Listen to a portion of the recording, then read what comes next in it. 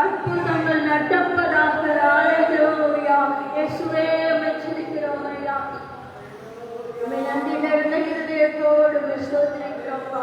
ஆண்டவரே, நீர் எங்கள் ஒவ்வொருவரையும் பலப்படுத்தும், எங்கள் ஒவ்வொருவரையும் பலப்படுத்தும், எங்கள் ஆத்மாவை பலப்படுத்தும். ஆண்டவரே கர்த்தாவே, உங்களுடைய சோர்வுகள், பாரங்கள், கஷ்டங்கள், கண்ணீர்கள் எல்லாம் மறைந்து போகப்பா. நாங்கள் உம்மை துதிக்க மகிமைப்படுத்த எங்கள் கிருபை நாங்கள் இயேசுப்பா. ஆமென். ஆண்டவரே, உம்மை நன்றியோடு துதிக்கிறோம் துதிக்கிறோம் துதிக்கிறோம் ராஜா. இயேசப்பா, உம்மை நன்றி நிறைந்த இருதயத்தோடு துதிக்கிறோம் ஐயா. எங்கள் ஒவ்வொருவரையும் நீ பலப்படுத்தி பரிசுத்தப்படுத்துங்கப்பா. ஆமென். அல்லேலூயா. கர்த்தர் நமக்கு செய்த எல்லா நன்மைகளுக்காக, கிருபைகளுக்காக, இரக்கங்களுக்காக கர்த்தரை நன்றியோட ஸ்தோத்திரம் பண்ணுவோம். அல்லேலூயா. ஸ்தோத்திரம் ஸ்தோத்திரம் ஸ்தோத்திரம் ஐயா.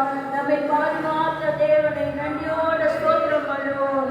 அல்லேலூயா அல்லேலூயா. உம்மை நன்றி நிறைந்தோட துதிக்கிறோம் ராஜா. எங்களுக்கு மாநிலங்களுக்கு செய்த நன்மைக்காக ஸ்தோத்திரம். இந்த நாளின் ஆராதனை எங்களுக்கு ஆசீர்வதித்து தாங்கப்பா. உம்மை நன்றியோடு துதிக்கிறோம். ஸ்தோத்திரம் ஆண்டவரே. உம்மை நன்றி நிறைந்த இருதயத்தோடு துதிக்கிறோம் ராஜா. நீ செய்த நன்மைகளுக்காக ஸ்தோத்திரப்பா. இடத்தை சுற்றிலுமாய் இந்த ரத்தத்தை தெளிக்கும்படியாக செலுக்கிறோம். அந்த கால வல்லமைகளை அழிக்கும்படியாக செலுக்கிறோம். எங்களோடு பேசும்படியாக செலுக்கிறோம். இந்த நாளின் ஆராதனை எங்களுக்கு ஆசீர்வாதமாக்கி தருவீராக. ஆண்டவரே, எங்களை ஒவ்வொருவரையும் பலப்படுத்துங்கப்பா. பூரண விடுதலையோடு, சந்தோஷத்தோடு, சமாதானத்தோடு நாங்கள் கடந்து போக தேவரீர் எங்களுக்கு கிருபை தந்து வழிநடத்தும்படியாக செலுக்கிறோம். இயேசு கிறிஸ்துவை வேண்டிக் கொள்கிறோம் பிதாவே.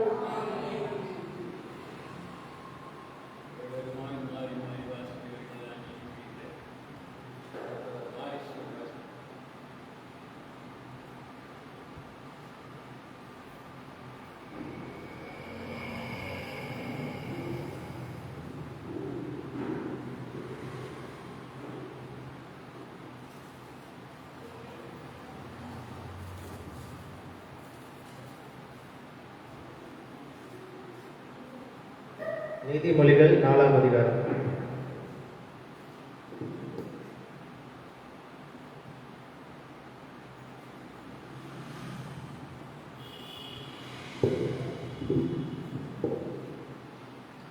பிள்ளைகளே, நீங்கள் தகப்பன் போதகத்தை கேட்டு புத்தியை அடையும்படி கவனியுங்கள். நான் என் தகப்பனுக்கு பிரியமான குமாரனும் என் தாய்க்கு மிகவும் அருமையான ஒரே பிள்ளையுமானவன்.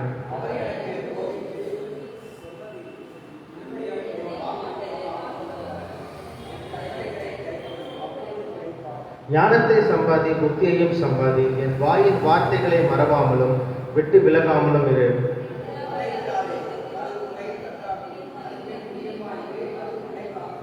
ஞானமே முக்கியம். ஞானத்தை சம்பாதி. எண்ணத்தை சம்பாதித்தாலும் புத்தியை சம்பாதித்துக்கொள்.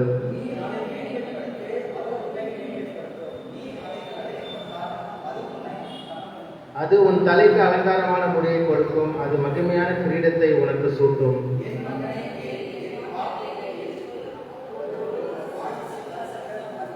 ஞான மார்க்கத்தை நான் உனக்கு போதித்தேன். செவ்வையான பாதைகளிலே நான் உன்னை நடத்தினேன்.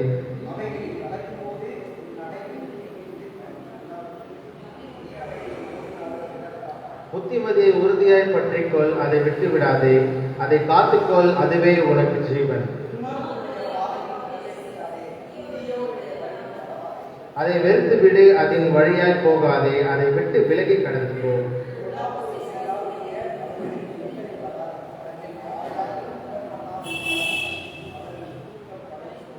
அவர்கள் ஆகாயம் ஏந்தின் அப்பத்தை புசித்து கொடுமையின் ரசத்தை குடிக்கிறார்கள்.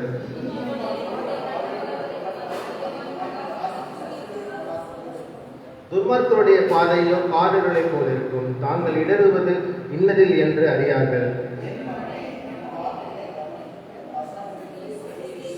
அவைகள் உன் கண்களை விட்டு பிரியாதிருப்பதாக. அவைகளை உன் இருதயத்துக்குள்ளே காத்துக்கொள்.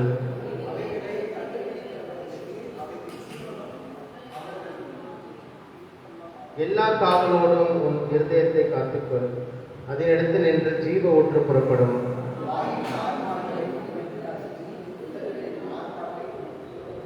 உன் கண்கள் நேராய் நோக்க கடவுது, உன் கண்ணிமைகள் உனக்கு முன்னே செவ்வையாய் பார்க்க கடவுது.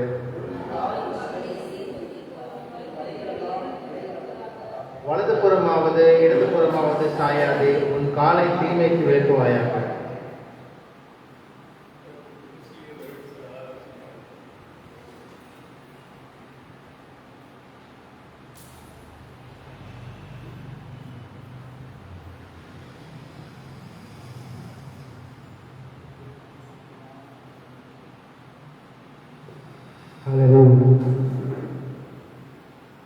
வாசித்தான நீதிமொழிகள் 4ஆம் அதிகாரம் 2வது வசனத்திலே நாம் பார்க்கிறோம். நான் உங்களுக்கு நற்போதகத்தை தருகிறேன், என் உபதேசத்தை விடாதிருங்கள். தேவத்திலே இன்றைக்கு அநேகர் யாராவது ஒரு நல்ல வாக்கு சொல்ல மாட்டாங்களா என்று சொல்லி பற்பல இடங்களுக்கு செல்கிறதை பார்க்கிறோம். சிலர் போதகங்களை கேட்பதற்காக, உபதேசங்களை கேட்பதற்காக அநேக இடங்களுக்கு சென்று அந்த மனிதனுக்கு ஆறுதல் கிடைக்காதா, சமாதானம் கிடைக்காதா என்று சொல்லி செல்கிறதை நாம் பார்க்கிறோம். இங்கே ஆண்டவர் சொல்லுகிறார், நான் உனக்கு நற்போதகத்தை தருகிறேன், என்னுடைய உபதேசத்தை விடாதீர்கள். சில சபைகளிலே பார்க்கிறோம், போதகர்கள் நல்ல வார்த்தைகளை சொல்வதற்கு பதிலாக நீ இந்த மாதிரி செஞ்சா எனக்கு சபிக்கப்பட்டு போகும். நல்ல வார்த்தைகள் அங்கே வருகிறாங்க, சாபம் நிறைந்த வார்த்தைகள் வருகிறதை நாம் கேட்கிறோம். சிலர் அதனால மனம் நோக்கடிக்கப்படுகிறது நாம் பார்க்கிறோம். ஆனால் ஆண்டவர் பாருங்க, நல்ல போதகத்தை தருகிறார். ஹல்லேலூயா. நம்முடைய இருதயத்திற்கு ஏற்றதான ஒரு நல்ல வார்த்தைகளை, ஒருவேளை சோர்ந்து போயிருந்தால், காயப்பட்டிருந்தால் அவைகளை ஆற்றத்தக்க அளவிலே கர்த்தர் நல்ல போதகத்தை, நல்ல வார்த்தைகளை நமக்கு கொடுக்கிறார். அது மாத்திரமல்ல, இங்கு பார்க்கிறோம், என் உபதேசத்தை விடாதிருங்கள் என்று சொல்லி கர்த்தர் சொல்கிறார். ஹல்லேலூயா.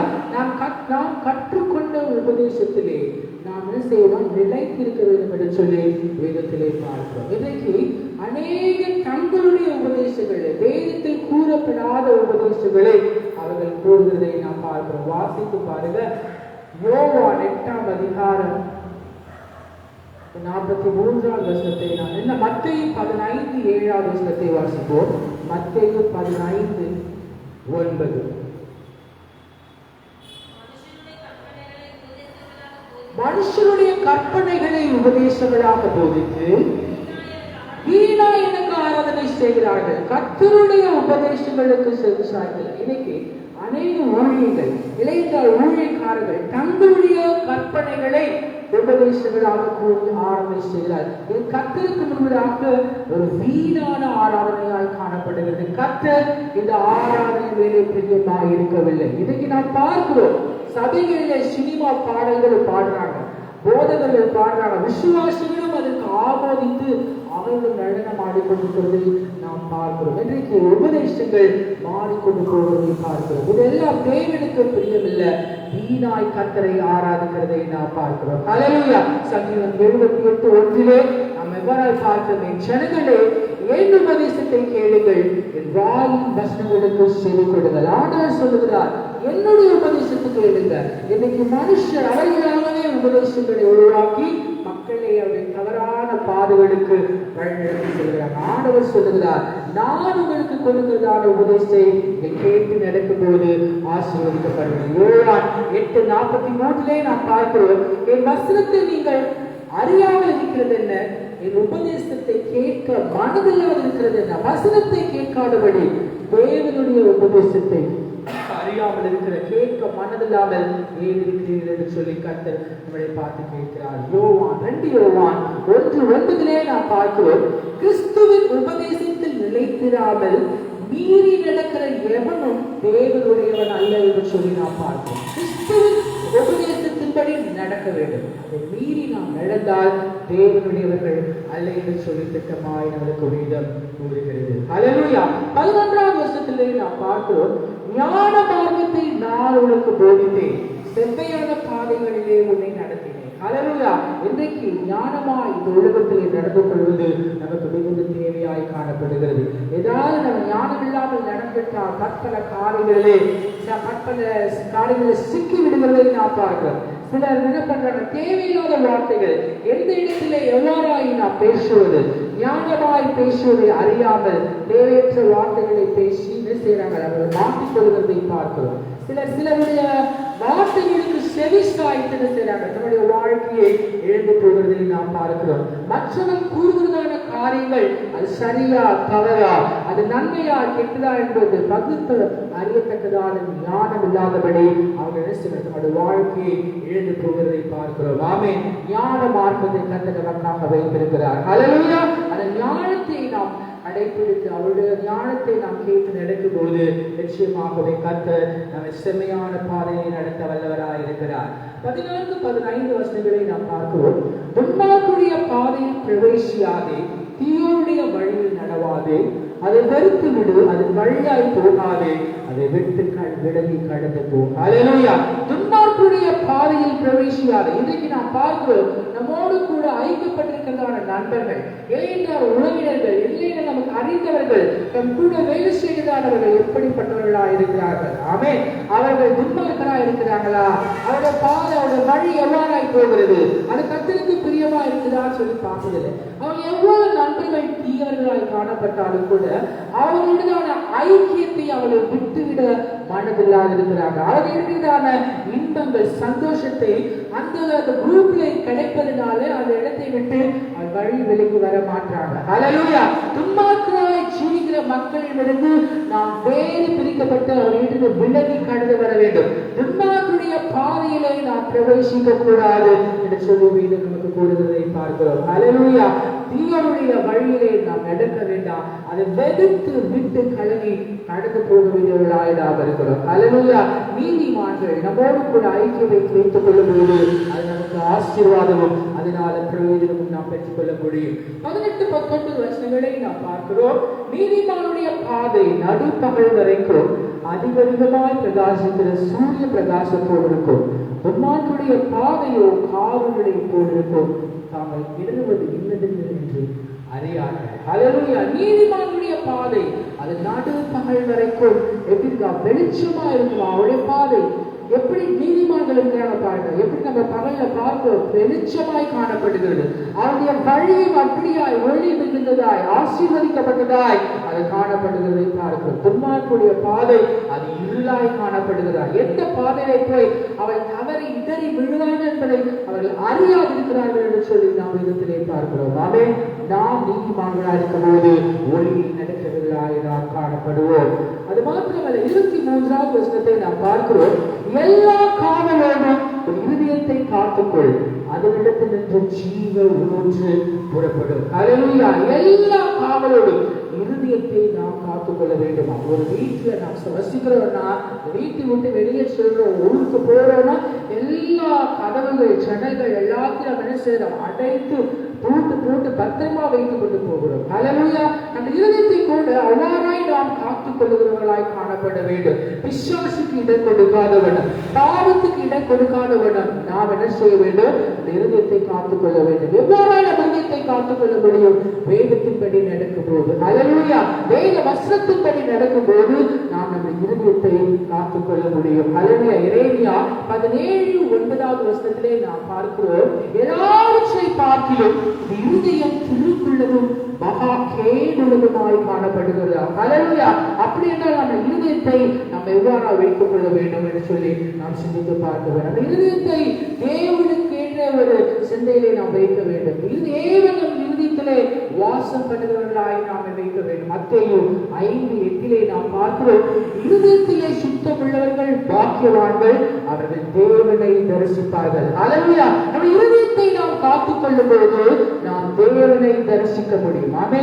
நாம் இருதயத்தை சுத்தமாக வைத்துக் கொள்ளும் போது, அதை பரிசுத்தமாக வைத்துக் கொள்ளும் போது தேவனை காண்கிறவர்களாய் நாம் மாற முடியும். சங்கீதம் 66:18 பார்க்கிறோம், அக்கிரம சிந்தைகள் நம்முடைய இருதயத்திலே காணப்பட்டால் நம்முடைய ஜெபங்களுக்கு தேவன் பதில் கொடுக்க மாட்டார். ஆமே. தேவ பிள்ளைகளே, நம்முடைய சிந்தைகள் பரிசுத்தம் உள்ளவர்களாய் இருக்கிறதா?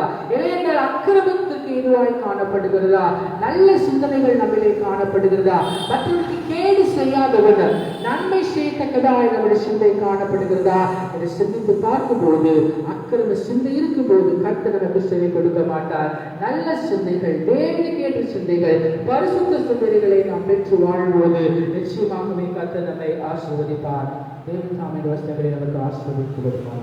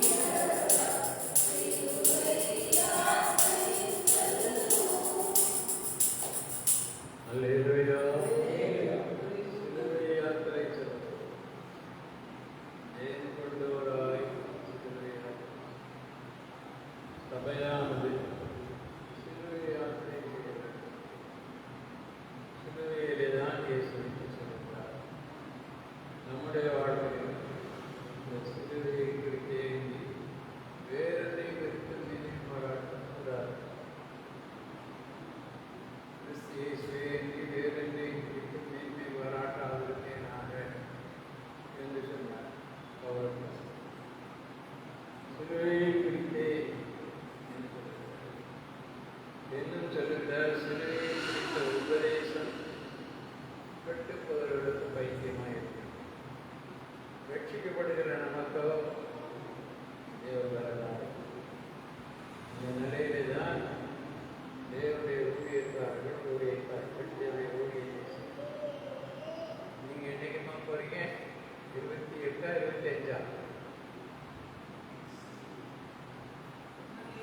நீங்க என்னைக்கு போறீங்க? டிக்கெட்டுக்கு 25 28 25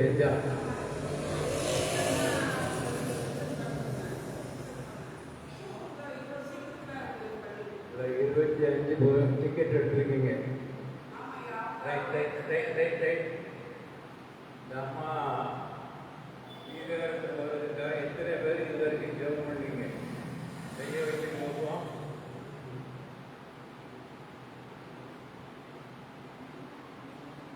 நான் பேசுறது கேட்குதா கேட்கலையா? நான் மோசமான ஆளு மறந்துருக்கீங்க. இந்த மாதிரிலாம் நீங்கள் நல்லா இருக்கீங்க. நிறைய பேர் வரும்போது இப்படி எனக்கு சாவு வரும்போது ரொம்ப கஷ்டப்படுத்துனாலும் தான். அப்போது இதை மாதிரி நான் கேட்ட நேரத்தில் இவங்க எல்லாம் இதே மாதிரி அமைதியாக இருந்தாங்க.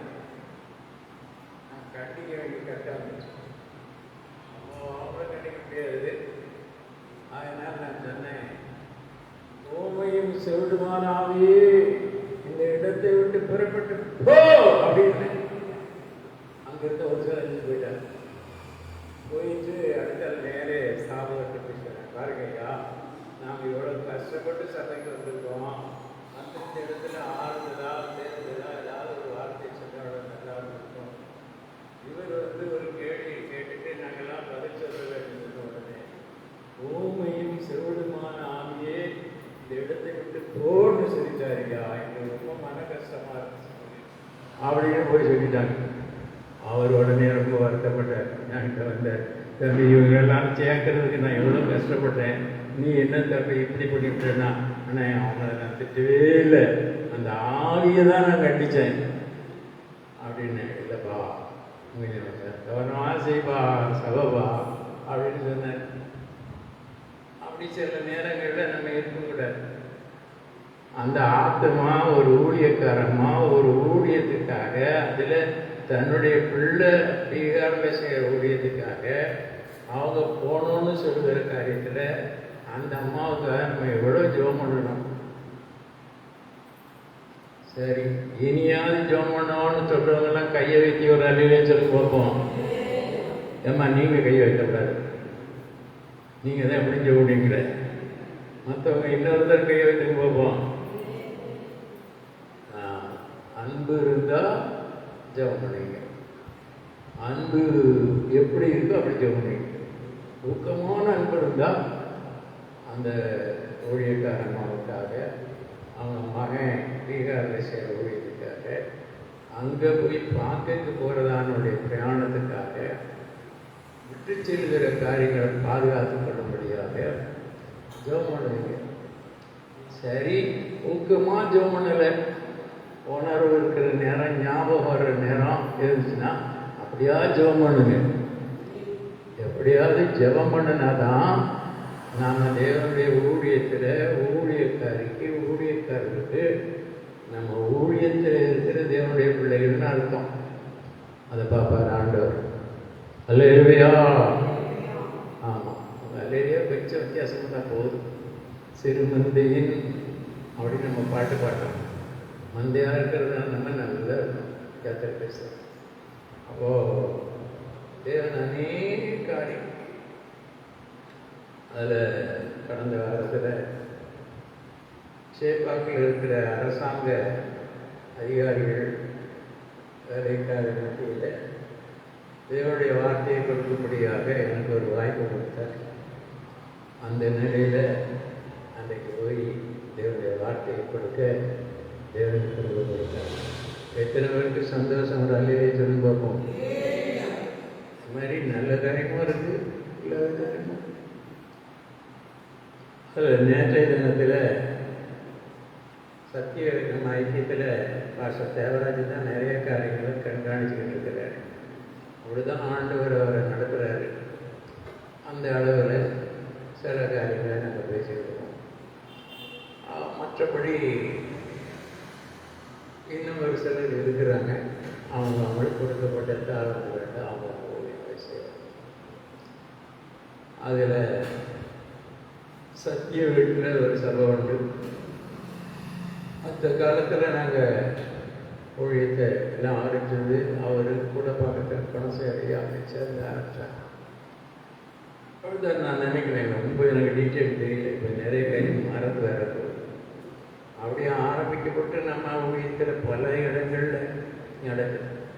அந்த உன்னதப்பட்டு விளக்க உரையில் கூட ஒரு 50 இடத்துல நடக்குதுன்னு வெளியிடுறதை நீங்கள் பார்த்துருப்பீங்க. ஒருவேளை நீங்கள் வாசிக்காமல் இருந்து பார்க்காமலும் இருக்கலாம். உன்னதப்பட்டு விளக்க உரைன்னு புஸ்தகம் பாஸ்டர் எழுதுனது எத்தனை பேருக்கு தெரியும்?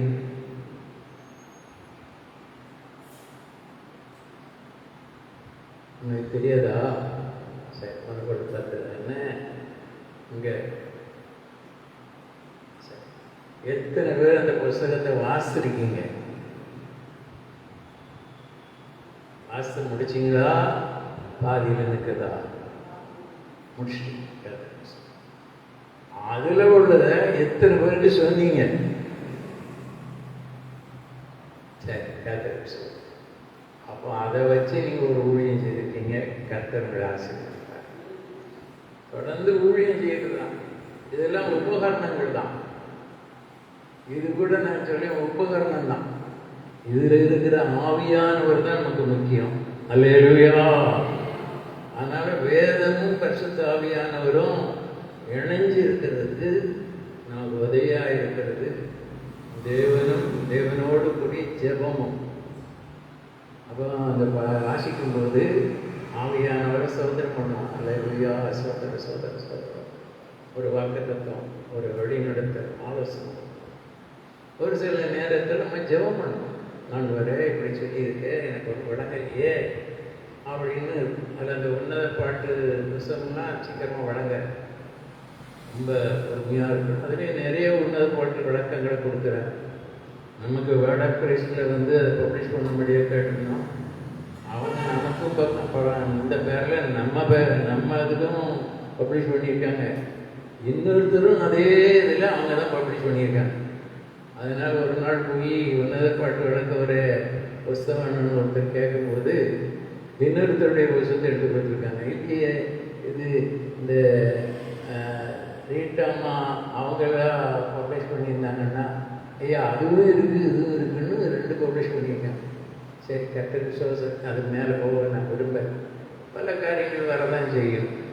ஆனாலும் தேவன் உண்மையுள்ளவராக இருக்கிறார். நாம் கருத்தாய் இருந்தால் அந்த உண்மையுள்ள தேவனுடைய உதவியை நாம் பெற்றுக்கொள்ள முடியும். அல்லேலூயா. இதெல்லாம் நடக்கும். அதெல்லாம் நம்ம பார்க்கக்கூடாது. கர்த்தரை பார்த்து கர்த்தரை வழிவிட. அந்த சத்திய வீட்டில் ஊழியம் செய்து அதில் ஒரு முறை கூட நம்ம பாஸ்டர் பிலிப்ராஜ் அவரை கூட்டிகிட்டு போயிருந்தேன். ஏன்னா அவருக்கு தெலுங்கு தெரியும். இன்னைக்கு நான் தான் பிரசங்கம் பண்ணணும். அப்போது இடம்லாம் இல்லை. அப்போது நான் பிரசங்கம் பண்ணேன். அவர் அதை தெலுங்கில் மொழிக்கு வைத்தார். ஏன்னா அவர் அங்கே கொஞ்ச நாள் குடியிருந்திருக்கார் திருமணத்துக்கு முன்னாடி. அப்படி ஊழியங்கள் ஒரு நாள் செய்ததில் நல்லா இருந்து ஒரு இடம்லாம் வாங்கி கட்டியிருக்காங்க. கடந்த நாட்களில் கூட அங்கே ஊழியம் செய்கிற அந்த பாஸ்டர் மனைவி என்றது சொன்னாங்க, ஐயா நிறைய ஆட்கள் வராங்க, இப்போ அந்த இடத்த வாங்கணும் பக்கத்தில் இருக்கு, ஆனால் பணம் வேணும் அப்படின்னு சொன்னாங்க. அப்போ நான் ஜெபம் பண்ணோம்மா, பணத்தை பார்க்காதுங்க, இருக்கிற இடத்துல ஜனங்க ஆத்துமாக்கள் ரட்சிக்கப்பட்டு முடிவுரிந்தும் நிலை நிற்பவனே ரட்சிக்கப்படுவான்ங்கிற நிலையில் அவங்கள கொஞ்சம் நடத்துங்க. வேணா 2 ஆராதனை நடத்துங்க, 3 ஆராதனை நடத்துங்க. இடத்த முதல்ல பார்க்காங்க, அப்போ பணம் வரும். பணம் தானாக வரும். அந்த விசுவாசிகள் எழுப்புதல் அடைஞ்சாங்கன்னா அவங்க ஜெயிப்பாங்க, கொடுப்பாங்க, மற்றவங்ககிட்ட கூட வாங்கி கொடுப்பாங்க. ஆமான்னு சொல்லுங்க, ஒரு அலையிலே சொல்ல பார்ப்போம். இதுக்கு போய் நின்றுக்கிட்டு ஒன்றும் பண்ண வேண்டியதில்லை. இந்த கலெக்ஷன் புக்குன்னு போடுவாங்க. எதுக்கு தெரியுமா? இந்த அரசாங்கத்துக்காக கொடுக்குற காசை கணக்கு வச்சாதான் அந்த அரசாங்கம் இந்த பணம் வாங்கினியா, என்ன பண்ணுனேன், யார் கொடுத்த, எங்கேருந்து வச்சுருவாங்க. இதுக்காக தான். சரி, கத்த நல்லவர் எல்லாம் கொஞ்சம் நீங்கள் விவரம் தெரிஞ்சிருக்கணும். காலம் மோசமான காலம். இப்போ எல்லா இடத்துலையுமே 3ஆம் கண்ணு இருக்கு. ஏன்னா சந்தேகம், 2 கண்ணு உள்ள மனுஷன் என்ன பண்ணுதாங்கன்னே தெரியல. அதனால ஒரு 3ஆம் கண்ணு உட்காந்துக்கிட்டு அது நீ என்ன பண்ணுறன்னு பார்க்கணும். அதை வச்சு தான் என்ன செய்யுதுன்னு சொன்னால் எல்லாத்தையும் ஒழுங்குபடுத்துகிறாங்க. தப்பு பண்ணியா பிடிச்சி 4 தண்டனை, சிலருக்கு எச்சரிக்கை கொடுக்குறாங்க. அப்படிப்பட்ட காலம். அந்த காலம் அப்படி இல்லை. அதனால் அந்த காலத்தை மாதிரி இந்த காலத்தில் இல்லைங்கிறதுனால நாமும் கவனமாக இருக்கணும். அல்லேலூயா. பழைய பாட்டு பாடினாலும் கூட அந்த பாட்டு என்ன பாட்டுன்னு நல்லா தெரிஞ்சிருக்கணும். நான் பள்ளிக்கூடத்தில் படிக்கும்போது ஒரு பாடம் ஒன்று உண்டு. அது என்ன, புது பொங்கலில் பழைய உப்புன்னு நினைக்கிறேன். உப்பு உப்பாக தான் இருக்கணும். நமக்குள்ளாக இருக்கிற விசுவாசம் விசுவாசமாக இருக்கும்.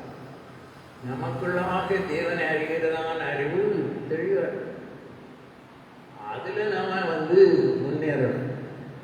இப்போ பழைய காலத்து உப்பு கல் உப்பு.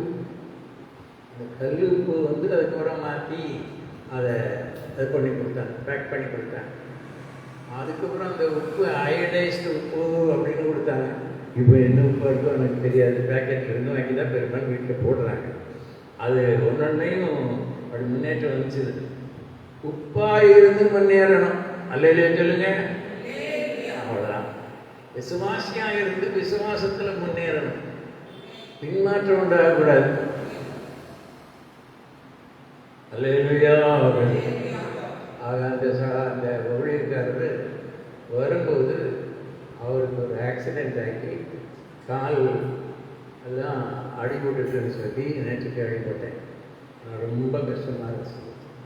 அவங்க இடத்துக்காகலாம் சரி ஜனங்கள்லாம் இன்னைக்கு யார் போய் நடத்தினாங்களோ தெரியாது.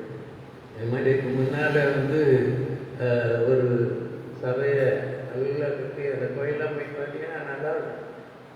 நம்ம இடம் இல்லை இருக்கிறோம். அவரும் இடம்லாம் இல்லை. நம்ம இடம் இல்லைங்கிறத காட்டும் தேவனுடைய வழிநடத்தல இருக்கிறோம். இவங்க எப்படி புரியுதோ இல்லை நான் என்ன நெருக்கப்படுறேன்னு எனக்கு தான் தெரியும். கத்ததான் சொன்னாராங்கிற அளவில் சில நேரங்களில் தான் போகும். பெரியவன் சொல்லும்போது கத்தர் எங்களோடு இருந்தால் இவைகளெல்லாம் எங்களுக்கு சம்போதிப்பானேன். ஆனாலும் இவைகளெல்லாம் சம்பவிக்கிறது சம்பவிச்சு. எங்களோடு இருந்தாலும் சொல்லக்கூடிய எங்கள் என்கிற ஒரு கூட்டம் இருக்குது. ஆனால் அங்கே பிரச்சனை. அவங்க அடிமைகளாக இருந்தார். மீதியானிக்கு அடிமையாக இருந்தார். கட்டுக்குள்ளே இருந்தாங்க. சுதந்திரமாக இல்லை. சரி, கத்த நல்ல நான் பிரசங்கம் பண்ணலை. ஆனால் பிரசங்கம் மாதிரி போனேன். கத்த தேவன் நாமத்துக்கு மகிமை உண்டாவதாக. அந்த அளவில் அவர் அன்னைக்கு சின்ன பையனாக இருக்கிற காலத்துலேருந்து அவர் எனக்கு தெரியும். தெரிஞ்சதான் நிலையில் இன்றைக்கி திருமணமாகி மகனுக்கு திருமணமாகி பேரப்பிள்ளைலாம் இருக்குது. ஆனால் அவர் இருக்கிற இடம் தமிழ்நாடு. இங்கேருந்து அவர் அங்கே போய் சொல்கிறார். காரணம் தேவ அன்பு. அவர்களுக்கு இருக்கக்கூடிய போராட்டம். இப்போ அந்த அம்மா போகிறாங்களே, அவங்க மகன் அவர் தமிழ்நாட்டில் உள்ளவர். நம்ம பாஸ்டர் டேனியலுடைய மகன். அந்த அளவில் இருந்த அவர் பீகாரில் போய் அவர் ஊழியம் செய்தார். மனைவி விடையெல்லாம் அங்கே விட்டுட்டு அங்கே போய் ஊழியம் செய்தார். புரிஞ்சுக்கணும் நீங்கள் இந்த கஷ்டத்தை. இங்கேருந்து வெளியே போனாலே என்ன வெயில் அடிக்கணும்னு பேசுகிறோம். இவங்க ஊரை விட்டு மாநிலத்தை விட்டு அங்கே போய் சுவிசேஷத்தை சொல்கிறாங்க. இயேசுவே வழி, இயேசுவே சத்தியம். இவங்களுக்காக ஜெபிக்கணும். முடிஞ்ச கொடுக்கணும். அந்த நாட்டில் அந்த அம்மா போகிறாங்க. அந்த அம்மாவுக்கு நம்மளால் முடிஞ்ச அளவுக்கு ஜெபிக்கிறோமா அப்படி சொல்லணும். அவங்களால முடிஞ்சதை இங்கே கொடுக்கணும்னா கொடுக்கலாம். அவங்க 1000 தான் வாங்குவாங்கன்னு சொல்ல முடியாது. 50 ரூபா கொடுத்தா கூட வாங்கிடுவாங்க. ஏன்னா கத்தருக்காக தான் அவங்க வாங்கி முடிச்சவர்களுக்கு போகிறாங்க. கழிந்த புத்தியாக இருக்கணும். நம்ம சபை சின்ன நினைக்கக்கூடாது. பெரிய ஆண்டோடைய சபை, அல்லேலூயா, தேவனுடைய சபை. அதனால் நிறைய ஆட்கள் ஆளை பார்க்கக்கூடாது, ஆத்துமாக்களை பார்க்கணும். நம்முடைய ஊழியமே ஆத்துமதாய ஊழியம். அதில் பரிசுத்தாவியானவர் நமக்கு உதவி செய்வார், செய்கிறார். கர்த்தருக்கு ஸ்தோத்திரம். விதமாய் கர்த்தர் செய்த எல்லா உபகாரங்களுக்காக அவருக்கு ஆக்சிடென்ட் வந்தாலும் அவருக்கு காலெல்லாம் அடிபட்டுருக்குன்னு நினச்சேன், இன்னும் கேள்விப்பட்டேன், வேற எதுவும் இல்லை. எல்லோரும் சொல்லவும் மாட்டாங்க. இது கூட நேற்று நைட்டு தான் நான் கேள்விப்பட்டேன். இப்படிப்பட்டதான் நிலையில் நம்முடைய ஊழியர்களில் நிறைய நடக்குது. அவங்களுக்காக தெரிகிறது. ஊழியர்கள் அந்த உபதேசத்தை அவங்க பிடிச்சி நிற்கிறவங்க இருக்கிறாங்க. இந்த உபதேசத்தை குறித்த காரியங்களும் கொஞ்சம் நழுகி இருக்கிறவங்க, வழுகி இருக்கிறவங்க, அதெல்லாம் கொஞ்சம் இருக்கத்தான் செய்கிறாங்க. ஆனாலும் சகல கிருபையும் பொருந்தின தேவன் இருக்கிறார். அவரை சீர்படுத்தி, ஸ்திரப்படுத்தி, பலப்படுத்தி நிலைநிறுத்துவார் என்கிற நம்பிக்கை எனக்கு இருக்கு. அப்படி நிறைய காரியம் செய்கிறார். அந்த சாட்சியெல்லாம் சொல்லிக்கிட்டு இருந்தால் போய்கிட்டே இருக்கு. இல்லைன்னு சொன்னால் பிடிவாதக்காரர் அப்படிதான் நினைப்பேன். பிடிவாதக்காரர் அவருக்கு பயந்து. அதே மாதிரி தான் இன்றைக்கும் ஒரு கூட்ட ஜனங்கள் கர்த்தருக்கு பயந்து நகையை கடத்தி வெள்ளத்துணியை கட்டி கர்த்தரிடத்தில் வளர்ந்து வர்றாங்க. நான் அவங்களுக்கு வளர்கிறதுக்கு தக்கதான ஆகாரங்கள் இன்னைக்கு கிடைக்கிறது கஷ்டமாக இருக்கு. அது பெரிய கஷ்டமான காலம். அதனால் அதே மாதிரி இன்றைக்கு ஊழியம் இல்லை பாஸ்டர் இருப்பாங்க, அதே மாதிரி ஊழியக்கார் இன்றைக்கு இல்லைப்பாங்க. அப்படி இருந்தாலும் கூட இந்த காலத்தில் யார் நல்லவனே தெரியல. அதான் நான் அவங்களுக்கு சொல்லிட்டு இருந்தேன், 3ஆம் கண் எனக்கு உலகத்தில். முன்னால் 2 கண்ணு போதும், அந்த அளவுக்கு மேலே ஒவ்வொரு மனம் போதும். காலம் எல்லாம் பயங்கரமாக இருக்கு. கர்த்தர் நல்லவர். கர்த்தர் நம்மை சாட்சியாக வைத்திருக்கிறார். என்னுடைய வாழ்க்கையிலே விதமாக அரசாங்க அதிகாரிகளிடையே சென்ற ஊழியத்தை செய்து கொடுத்தார். இந்த விதமான விபத்திலிருந்து அந்த ஊழியக்காரரை காத்துக்கொண்டார். மற்றபடி எவ்வளவு காரியங்கள் உலகத்தில் இருக்கு. இந்த வாரத்தில் ஏப்ரல் மாதத்தினுடைய பரமநம்பிக்கை பற்றி போஸ்டிங்கில் அனுப்புவதற்கு ஆண்டவர் உதவி செய்தார். வாட்ஸ்அப்பில் இப்போ நிறைய காரியங்கள் செய்ய முடியல. இன்னும் சரீரத்திலே சில பலகீனங்கள் உண்டு. கர்த்தர் நல்ல கர்த்தர் எனக்கு செய்த நன்மைகளுக்காக கர்த்தரை ஸ்தோத்திரம் பண்ணுவோம். சோதரம் சோதரம் சோதரம் சோதரம் சோதரம் சோதரம். பாடலை பாடும்போது காணிக்கைகளை கவர்களை படைத்து கர்த்தரை கனம் பண்ணுவோம். இயேசுவின் நாமத்தினால் ஒரு அற்புதம் உனக்கு நடக்கும். இயேசுவின் நாமத்தினால் ஒரு புது வழி உனக்கு திறக்கும். இயேசுவின் நாமத்தினால் ஒரு புது வழி உனக்கு திறக்கும். யூதர்கள் சேனை இறக்கும். உனக்கு நடக்கும்.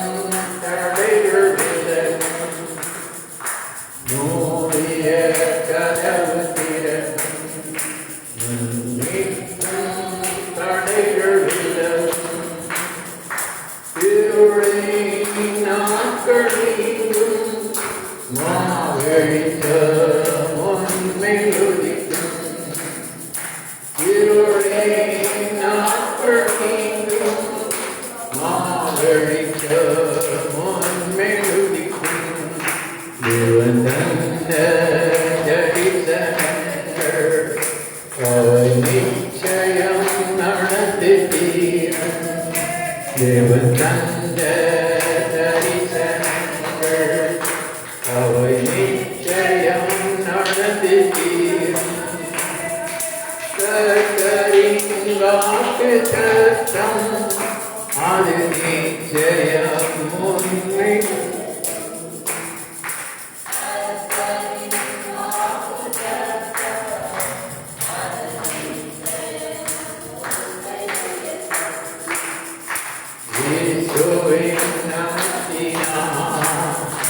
ஒரு அற்புதம் உனக்கு நடக்கும். இயேசுவின் நாமத்தினால் ஒரு பொது வழி உனக்கு திறக்கும். இயேசுவின் நாமத்தினால் ஒரு பொது வழி உனக்கு திறக்கும்.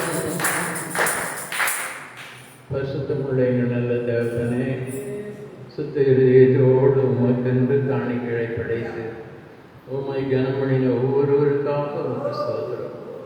ஆன்லைனிலும் ஏதும் மணியாடும் மூலமாகவும் சுத்தம் இருதயத்தோடு உமக்கென்று காணிக்கைகளை படைத்த ஒவ்வொருவருக்காக ஸ்தோத்திரம். ஒவ்வொருவரையும் காணிக்கையினாலும் தசமபாகங்களினாலும் என்னை கனம் பண்ணுகிறவர்களை நான் ஆசீர்வதிப்பேன் என்று சொன்ன வாக்குத்தத்தத்தின்படியாக ஆசீர்வதிப்பீராக. அதை உணர அனுபவிக்க உம்முடைய பிள்ளைகளுக்கும் உதவி செய். இயேசு கிறிஸ்துவின் நாமத்தில் பிதாவே, ஆமென். கர்த்தர் என்னையோடு சோதரம் பண்ணுவோம். சோதரம் சோதரம் சோதரம். அறிவிப்புகள். நாளை தினத்திலே ஷைன் ஃபார் கிரைஸ்ட் அதில் வந்தால் வாலிபர் மன்றம், அதுக்காக கர்த்தர் இடம் கிடைச்சிருக்கிறது. அந்த பொறுப்பை பாஸ்டர் மாட்ட சொல்லியிருந்தேன். பாஸ்டர் மாவுக்கும் பல நெருக்கங்கள், ஆவிக்குரிய போராட்டம், அதெல்லாம் வந்து ஒரு சில ஏற்பாடுகள் பண்ணியிருக்காங்க. அதுக்கப்புறம் கர்த்தர் நடத்துவார். ஆமேன்னு சொல்கிறவங்களாம் எழுதி சொல்லுவோம்.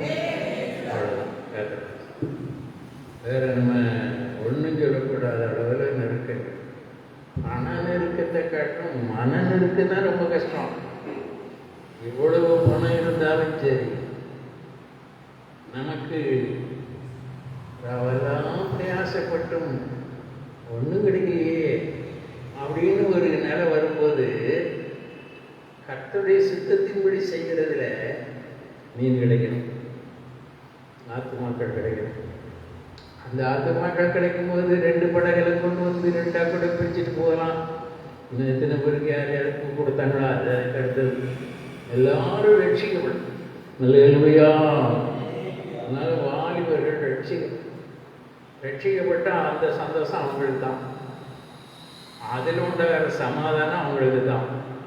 அதனால அவங்க ஊழியம் ஆரம்பிச்சிருவாங்க. நாமெல்லாம் அப்படிதான். அதை வச்சு தான் நான் சொல்கிறேன். அதே மாதிரி என்னுடைய ஊழியத்தில் இன்னைக்கு அநேக ஊழியஞ்சியதான். ஊழியஞ்சர்களுக்கு இருக்கக்கூடிய ஒவ்வொருத்தரும் சொல்லி முடியாத ஒருத்தரும் ரட்சிக்கப்பட்டவங்களோட ரட்சிக்கப்பட்டவங்க சேரப்படலாம்.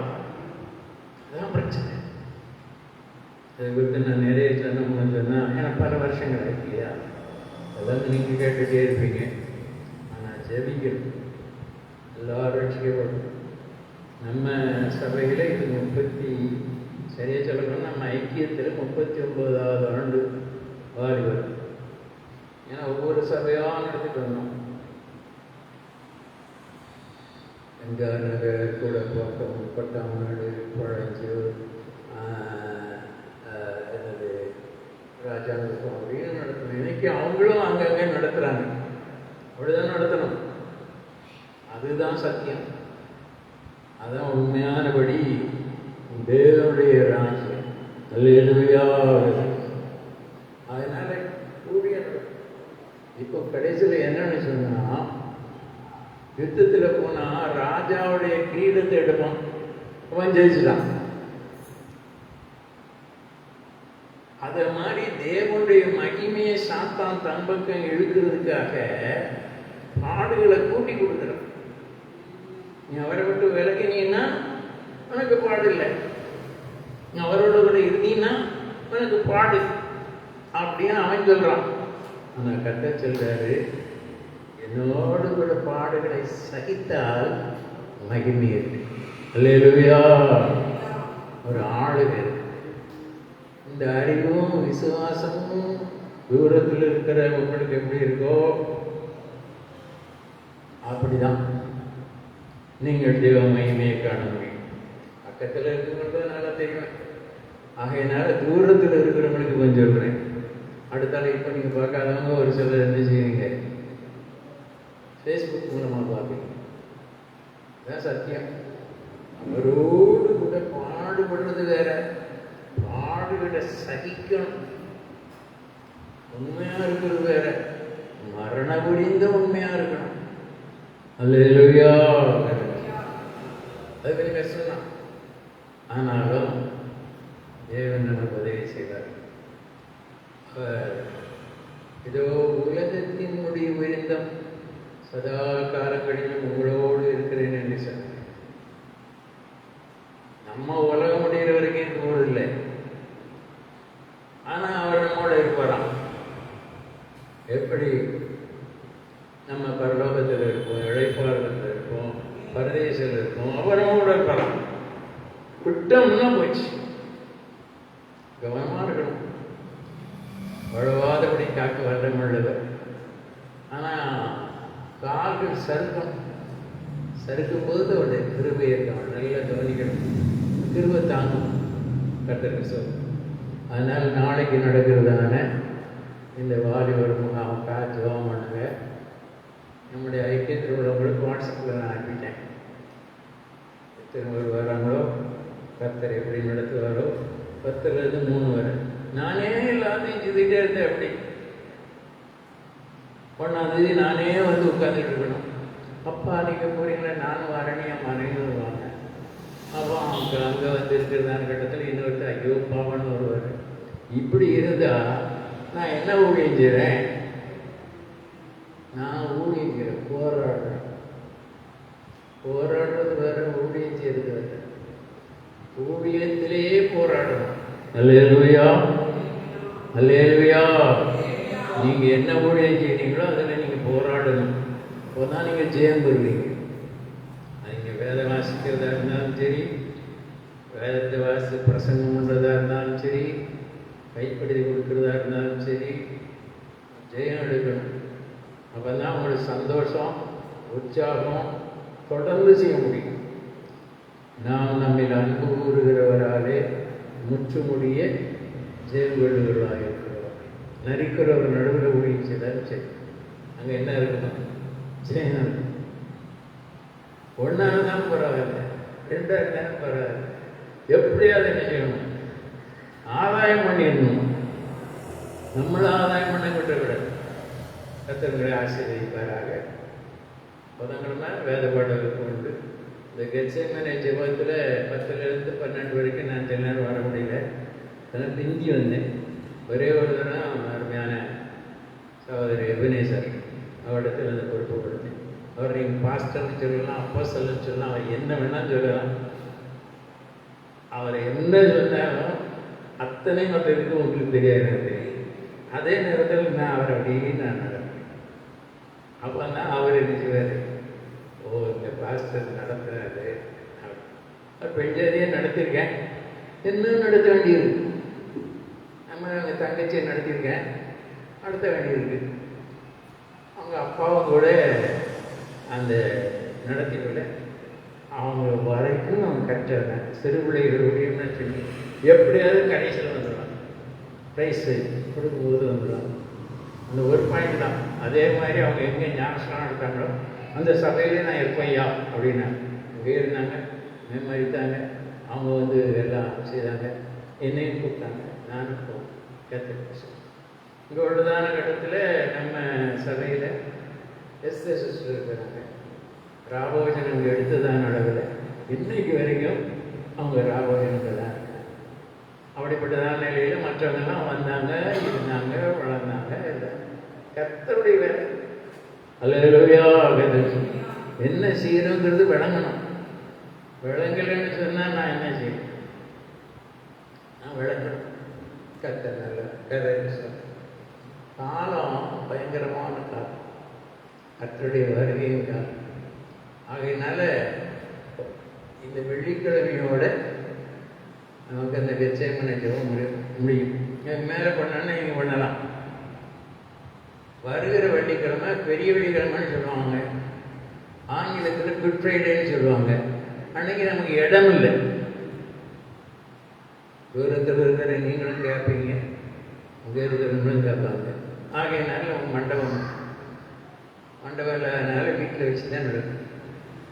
எப்படியும் அது 10லேருந்து 3 வரை நம்ம நடத்திடுவோம். ஜெபிங்க. நெருக்கத்திலிருந்து என்னை சாலத்திலே கொண்டு வந்து விட்டார் என்ற தாவீதின் தேவன் நம்முடைய தேவன். எவ்வளவு காலம் மாஸ்டர் அப்படின்னு சொன்னீங்கன்னா அது எனக்கு தெரியாது. நம்முடைய காலங்கள் கர்த்தருடைய கரத்தில் இருக்கு. அவருடைய எத்தனையோ வியாதியில் இருக்கிறாங்க, கடனில் இருக்கிறாங்க. அன்றைக்கு அந்த அரசாங்க அதிகாரிகள் மத்தியில் போய் செய்தியை கொடுக்கும்போது வந்தவங்களெல்லாம் பார்க்கும்போது ரொம்ப ரொம்ப பாரமாக இருக்கும். ஏன்னா ஒவ்வொருத்தருக்கும் சூன்யங்கட்டில் இருக்கையா, எனக்கு ராஜ்யம் பண்ணுங்கிறாங்க, கடனில் இருக்கேங்கிறாங்க. என் பிள்ளைகளுக்குரிய வருங்காலத்துக்காக இன்ஜினியர் படிக்கிறாங்க, டாக்டராக படிக்கிறாங்க, வருங்காலத்துக்காக ஜோம் பண்ணுறியா, அதிர்ந்து போய் இருக்கிறாங்க. ஒன்றுனா சொன்னாங்க. நான் எல்லாருக்கும் ஜோம் பண்ணேன். ஜோம் பண்ணிட்டு வீட்டில் போய் தனி ஜபம், எனக்கு தனி ஜபம் தான் முக்கியம். போய் சொன்னேன், அந்த வேலையா செய்ய வேண்டிய கடமையை மாத்திரம் செய்திருக்கேன்ப்பா. அப்பிரயோஜனமான ஊழியர்கள் நீர் பிரயோஜனப்படும், ஜனங்களுக்கு ஒரு பிரயோஜனமான செய்யும் அப்படிங்க. அவ்வளோதான் நமக்கு அது. அதுக்கு மேலே என்ன? கர்த்தர் ஞாயிற்றுக்கிழமையை குறித்து பெரிய வெள்ளிக்கிழமை உங்களுக்கு சொல்லப்படும். கர்த்தர் நல்லவர்.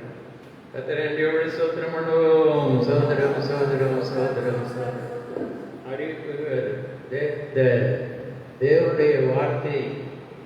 ஏற்கனவே நான் 5 வாரம் தான் வர முடிஞ்சது.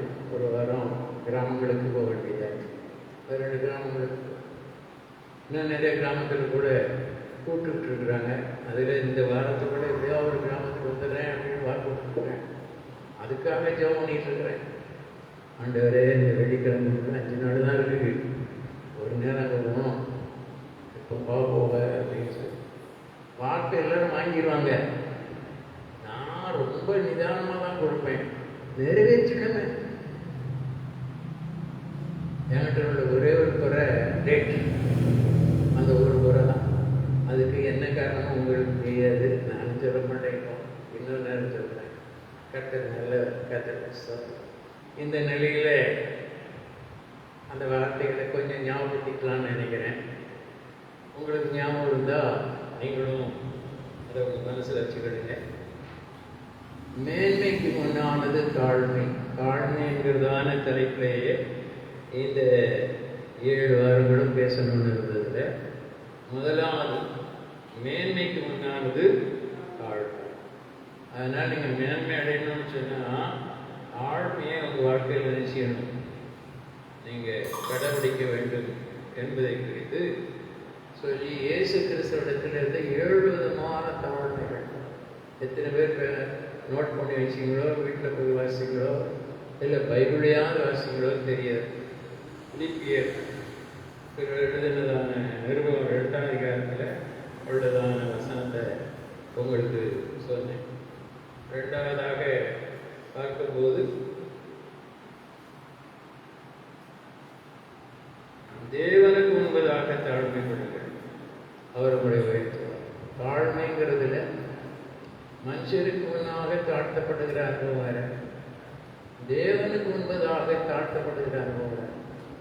தேவனுக்கு முன்பதாக தாழ்த்தப்படணும்னு சொன்னால் தேவனிடத்துல பிரிந்து வந்துடணும். அவருக்கு முன்னால் இருந்து உங்களை தாழ்த்த. இது உலகத்துக்கு முன்னால ரெண்டுக்கும் ரொம்ப வித்தியாசம் இருக்கு. அதை உங்களுக்கு ஏற்கனவே நான் சொல்லிட்டேன். மூன்றாவதாக தாழ்மை, மனத்தாழ்மை அணிந்து கொள்ளுங்கள். அப்போ கர்த்தருடைய கரம் உங்களோடு இருக்கும், ஏற்ற காலத்திலே உங்களை உயர்த்துவார் என்று சொல்லி இந்த வார்த்தையை உங்களுக்கு. நாலாவதாக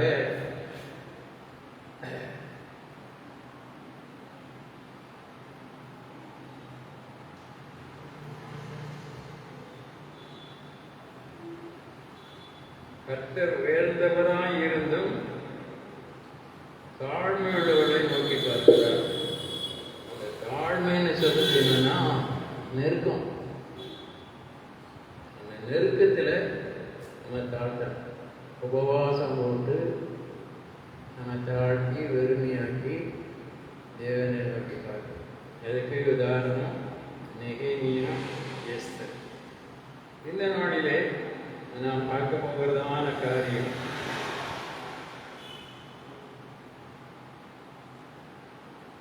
நீதிமொழிகளின் புத்தகம் 11ஆம் அதிகாரம் 2ஆம் வசனம்.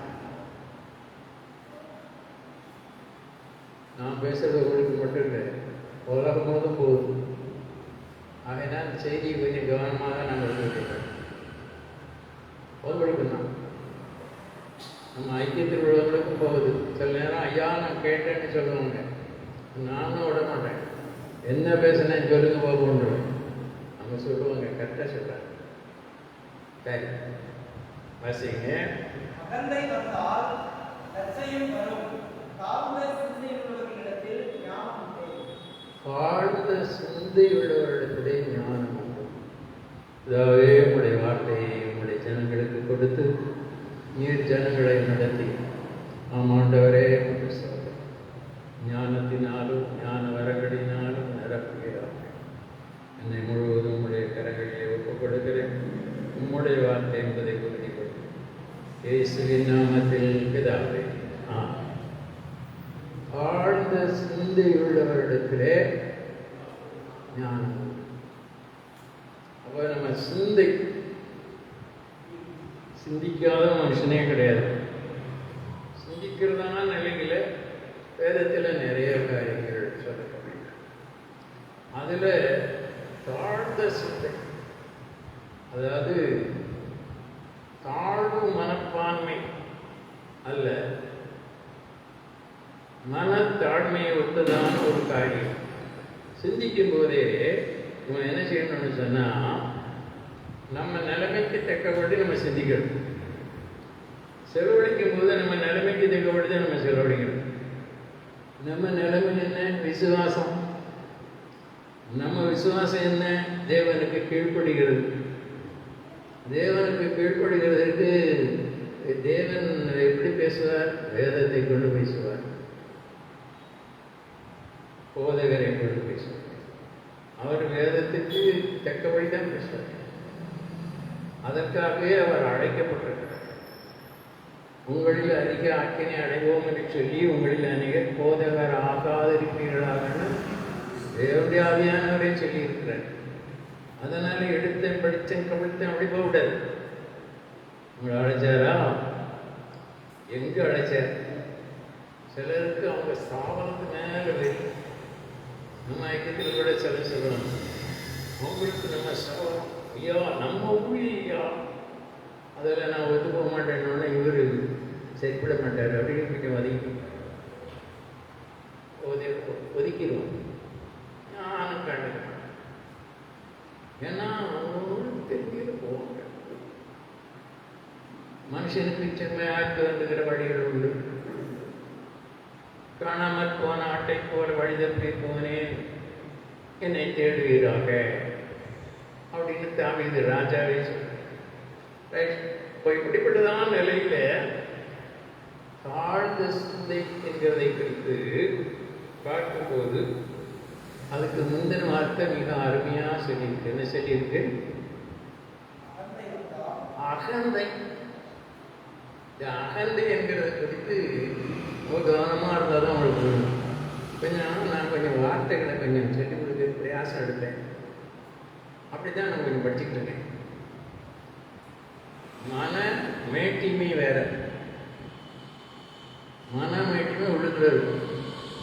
அவன் கர்த்தருக்கு அருவருப்பான, மனுஷனுக்கு அருவருப்பானு சொல்றான். அகந்தை என்று சொன்னா அதுக்கு வெளியே தெரியும். அகந்தை உள்ளவர்கள தேவன் தாழ்த்துறார். அவங்க அப்படிதான்.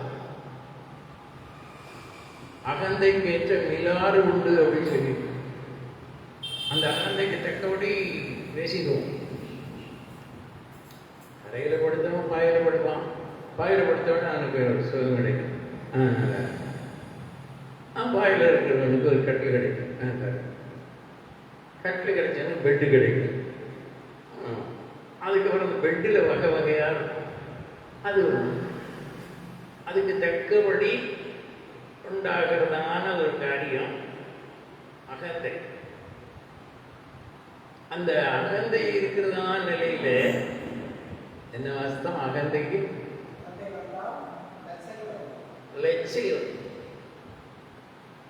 பெருசா பீத்திக்கிட்டு இருக்கிறாங்க, இவளை பற்றி எனக்கு தெரியாது அப்படின்னு சொல்லுவாங்க.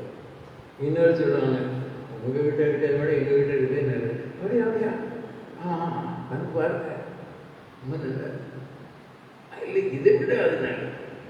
எப்படி ஒண்ணு சோத்திரம் போட்டுவோம், வேலையை பார்த்துட்டு போக வேண்டியதானே.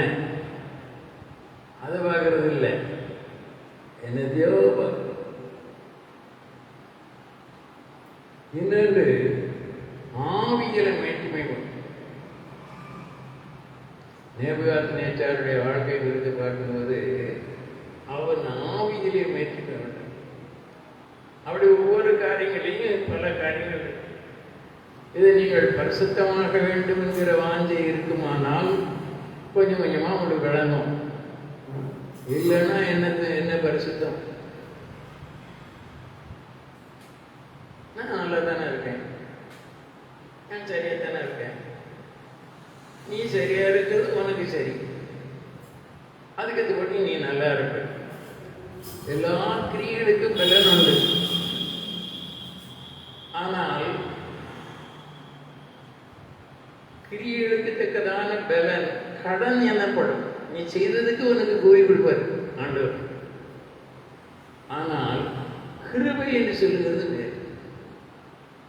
கிருபை நீ செய்யாததையும் நீ பெற்றுக் கொள்வாய். அது தேவன் உனக்கு கொடுக்கிற ஒரு காரியம். அது உனக்கு பரிசுத்த ஆவியினால் கிடைக்கிற ஒரு காரியம். அது உலகம் லக்குன்னு சொல்லுவோம். நான் நம்ம சபையில் உள்ள ஒரு சகோதரி இருந்துச்சுன்னு சொல்றேன். சகோதரி வெளிநாடுலாம் போயிட்டு வந்துட்டாங்க ஐயா. எனக்கே ஆச்சரியம். நடக்கிறது, பார்க்கிறது, நுகர்கிறது எல்லாம் கிருபை. அதுல உள்ளதான காரியத்துல மேன்மை அடைகிறது. அது இன்னும் இருக்கிறது. இந்த அளவுல அகந்தை வந்தால் லட்சியம் வருது. தாழ்ந்த சிந்தையுள்ள இடத்திலே ஞானம் உண்டு.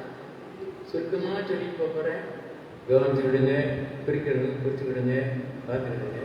அதுக்கப்புறம் வீட்டில் போய் என்ன செய்யுங்க பாருங்க. அங்கே இருக்கிறவங்க, தூரத்தில் இருக்கிறவங்க வீட்டில் இருந்தாலும் சரி நோட் பண்ணிக்கிடுங்க, பாருங்க. கர்த்தருடைய ஆசீர்வாதம். முதலாவது அகந்தையாக இருந்த ஒருவர் யாருன்னா லூசிபர். லூசிபர் தேவனுடைய பிள்ளைகளோ தேவனுடைய ஸ்தானத்தில் அவனுக்கு வந்தது ஒரு அகந்தை. அவன் என்ன செய்யறான்? தேவனை போலாவே. ஆசிங்க பார்க்கலாம். ஏசாயத்திய புஸ்தகம் 14ஆம் அதிகாரம் 12 14. சீக்கிரமா ஆசிங்க.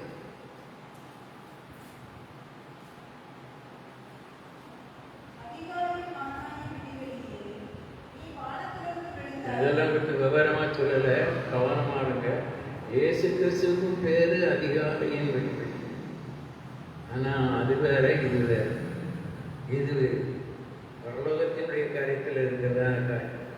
இவனுக்கு கூட அதனால ஒரு நல்ல ஸ்டாண்டர்ட், நல்ல ஸ்தானத்தை கொடுத்திருந்தார். அதிகாலையின் மகனாகி ஒளி ஒளியே.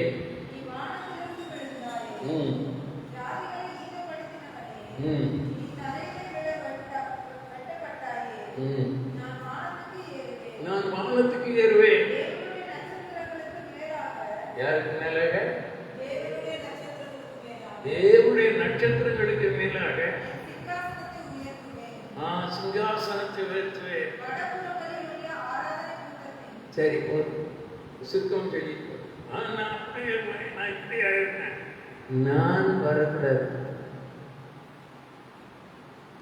நான் இருக்க வேண்டிய இடத்துல இருக்கணும். நான் இருக்க வேண்டிய இடம் என்னவென்றால் பொறுப்பு, கடமை. நான் செய்ய வேண்டியதை செய்கிறேன். தேவனுடைய வார்த்தையின்படி செயல்படுகிறேனா? தேவனுடைய வசனம் தெரியணும். ஒண்ணுமே தெரியலன்னா கூட ஒரு தேவனுடைய வார்த்தையா தெரியணும். இயேசு, அந்த இயேசு அவர் சொன்ன வார்த்தை, அதை கேட்டு அதன்படி செய்கிறவன் எவனோ அவன் கண்மலையின் மேல் ஆழமாய் தோண்டி அஸ்திவாரம் போட்டு அதன் மேல் கட்டின புத்தியுள்ள மனுஷனுக்கு ஒப்பாயிருப்பான். இனி சிந்திச்சு பாருங்க. இவன் அப்படித்தான் அந்த ஆழ்த்து இருக்க வேண்டியது. அந்த ஆழ்த்தவே இல்லை. நான் இல்லை போ தள்ளிவிட. அதற்கு எதிர்மறையாக தாழ்மை உள்ளதான ஒரு ஆளை நீங்க பார்க்கணும்னு சொன்னா வாசித்து பாருங்க. யோசேப்பு ரொம்ப தாழ்மையான ஒரு ஆள். ஆதியாகமம் 46 அதிகாரம் 16 வசனம்.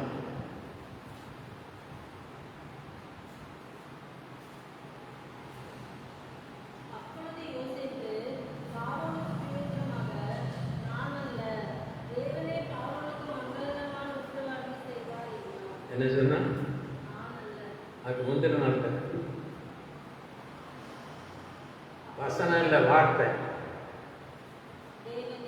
தேவனே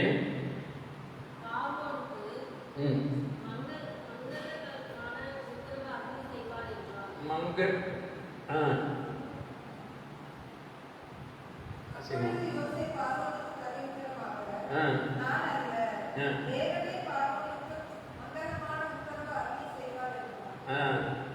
தேவனே மங்களகரமான உத்தரவு அருளி செய்வாராக அப்படின்னு பார்வோன்கிட்ட சொல்றாரு. இந்த பார்வோன் யோசேப்பை கூப்பிட்டதுக்கு காரணமே சிறைச்சாலையிலிருந்து ஒருத்தன் சொப்பனம் கண்டு அர்த்தம் தெரியாம இருக்கும்போது இவன் அர்த்தம் சொல்லி விழுகிறான். 2 பேர்ல ஒருத்தருக்கு மங்களகரமான வார்த்தை, இன்னொருத்தருக்கு அபமங்கலமான வார்த்தை. ஆக அது மாதிரியே நடக்குது. இப்ப நடந்ததுனால மங்களகரமான வார்த்தையை பெற்றுக்கொண்டவன் ஐயா வீட்டுக்கு போய் கேட்போம். இவ கூட சில நேரத்தில் சில சொல்லுவாங்க, இந்த தீக்கு தேசிக்கிட்ட போவோம், இந்த ஊழியக்காரர்கிட்ட போவோம், அங்கே போவோம், நல்லா இருக்கும் அப்படின்னு சொல்லுவாங்க. அப்படியே சில நேரங்களில் நல்ல காரியங்கள் எல்லாம் சில சொல்றாங்க, சில காரியம் நடக்குது. ஆனா நல்ல கர்த்தரை அணைகிற அறிவில்லையே. நல்ல கர்த்தரை அறிய வேண்டும். அப்போ கர்த்தரை தன் தெய்வமாய் கொண்ட ஜனமும் அவர் தமக்கு சொந்தமாக கொண்ட ஜாதியுமாய் இருப்பாங்க. இதை எசைக்கியா அறிந்திருந்தான். ஏசாயா தீர்க்கதரிசி பெரிய தீர்க்கதரிசி. யாரு கரெக்டா சொல்றாரு? தேவனுடைய மனுஷன். அவர் கரெக்டா சொல்லிட்டார், படைக்க மாட்டி காரியங்களை ஒழுங்குபடுத்திட்டார். நீ இப்போ செய்ய வேண்டிய காரியத்தை ஒழுங்குபடுத்த வேண்டியது. ஆனா நாம் பிழைக்கணும் அப்படின்னு சொல்லிட்டு தேவனோடு பேசுறாரு. எப்படி பேசுறாரு? நான் உமக்கு முன்பதாக மன உண்மையும் உத்தமமாய் நடந்தேன் என்பதை நினைத்தருளும் அப்படிங்கிறார். யோபு எல்லாம் கஷ்டமும் வந்துட்டு, கஷ்டத்தின் நடுவில் அவர் என்ன சொல்றாருன்னு சொன்னா, நான் என் வழிகளை கர்த்தருக்கு முன்பதாக ரூபகாரம் பண்ணுவேன். ஆனா ஆயனமும் சொல்லிட்டு போறான், ஆயனமும் சொல்லிட்டு போறான். கர்த்தருக்கு முன்பதாக ரூபகாரம் பண்ணுவேன்.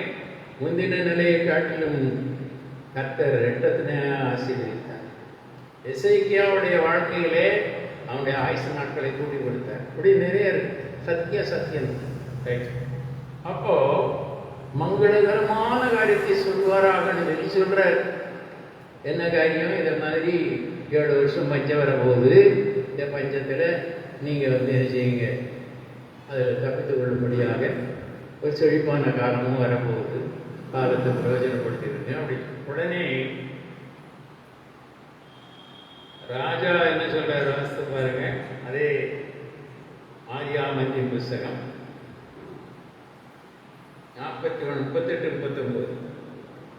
அப்பொழுது பார்வோன் தன் ஊழியக்காரரை நோக்கி, தேவ ஆவியை பெற்ற இந்த மனுஷனைப் போல வேறொருவன் உண்டோ என்றான்.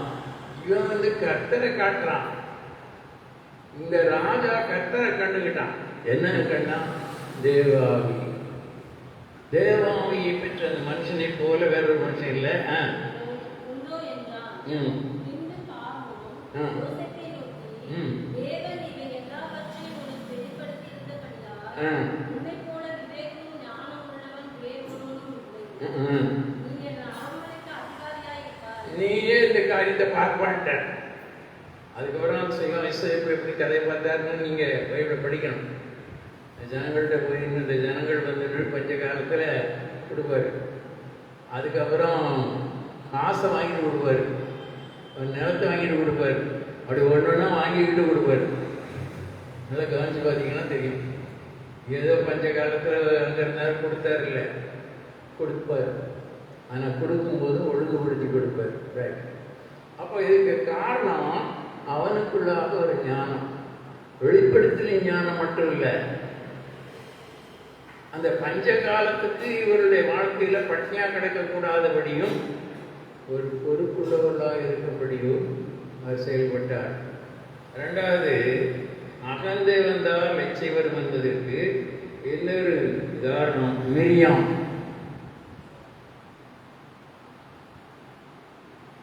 மோசே, ஆரோன், மிரியாம் ஒரு குடும்பத்துள்ளே.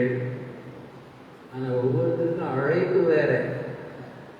சபையில் ஒரே சபையில் இருக்கலாம், ஆனால் ஒவ்வொருத்தருக்கும் தேவன் கொடுக்கிற கிருபை வேற, அழைப்பு வேற. அழைப்பில் பேசாம இந்த ஜனங்களை நடத்தணும். மோசே அவனுக்கும் தெரியும், ஐயா என்ன போய் இவங்களை நடத்த சொல்லிடு, நான் திக்கு வாங்கி மந்த நான் பா சும்மா உன் அண்ணன் ஆரோன்னு அவனுக்கு வாயாத்தார வச்சுக்க. சரி சரி சரி, அண்ணனுக்கு அண்ணன் இவனுக்கு வாங்கி 2 பேரும் போய் தான் இஸ்ரவேல் ஜனங்கள்டையும் பேசுவாங்க, பார்வோன்டையும் போய் பேசுவாங்க. பேசி அங்கே உள்ள காரியங்களில் கரெக்டாக கிரியை செய்வாங்க. இப்போ இவங்க நடுவில் ஒரு சகோதரி, இவங்க 2 பேரும் ஆண்கள், இவ பெண். இவ யாருன்னா தீர்க்கதரிசி. தீர்க்கதரிசியாக இருக்கிறதா இவளுக்கு அகந்தை வந்திருக்கு. ஆகவே அவள் என்ன சொல்ற வாசிங்க, என்னாகுமா 12:10. கர்த்தர் மோசேயோடு மாத்திரம் பேசினாரோ, எங்களை கொண்டும் அவர் பேசினதில்லையோ. ஆமா, கர்த்தர் இந்த மோசையை கொண்டு தான் செய்வாரா, ஆரோனை கொண்டு தான் செய்வாரா, எங்களை கொண்டு செய்ய மாட்டாரா? ஒன்னை கொண்டு செய்ய வேண்டியதான் ஒன்னை கொண்டு செய்வாரு. இல்லாத போனதெல்லாம் போய் தலையிடாத, கடைசியில் எல்லாம் போயிடும். இந்த காலம் பார்த்தீங்கன்னா பயங்கரமான காலம். ஆவியானவர் சொன்னார்னு சொல்லி, ஆவியானவர் சொன்னது உண்மைதான், ஆவியானவர் சபலை அபிஷேகித்தது உண்மைதான். ஆனாலும் சபல் கீழ்ப்படியாமல் போனானே. ஆண்டவர் சீக்கிரமா தம்முடைய பிள்ளைகளுக்கு மற்றவங்க கையில் பிடிச்சி கொடுக்க மாட்டார். பைபிள் நல்லா பார்த்தீங்கன்னா தெரியும். நம்முடைய ஜனங்களை தகப்பன் தன் பிள்ளையை சுமந்து கொண்டு வருவது போல வந்தவர், தகப்பன் சிற்றியாத புத்தகம் உண்டோ என்று சொல்லி அவர் சிற்றிப்பார். அதெல்லாம் பல மக்கள் சத்தியத்தில் பார்த்தீங்கன்னா தெரியணும். அப்போ ஏன் மீதியான கையில் ஒப்பு கொடுத்தாரு, ஏன் பெரிசனுடைய கையில் ஒப்பு கொடுத்தாரு அப்படிங்கிறதெல்லாம் நீங்கள் கற்றுக்கொண்டா அது உங்களுக்கு பிரயோஜனம். அவன் கையில் ஒப்பு கொடுப்பாரு, அவன் கையில் ஒப்பு கொடுத்து இவங்க சீர்படும் போது நேரே இவர் கையில் கொடுக்குறாரு. சரி, அப்போ இதுக்கெல்லாம் மூல காரணம் அகந்தை.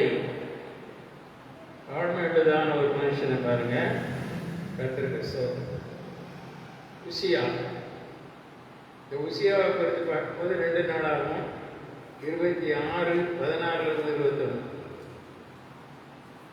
சாரி, உசியாவில் மன்னியுங்கள்.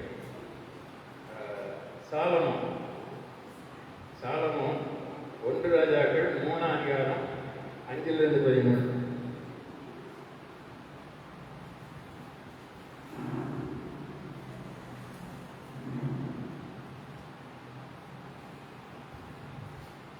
ஒன்று ராஜாக்கள் 3:5-13.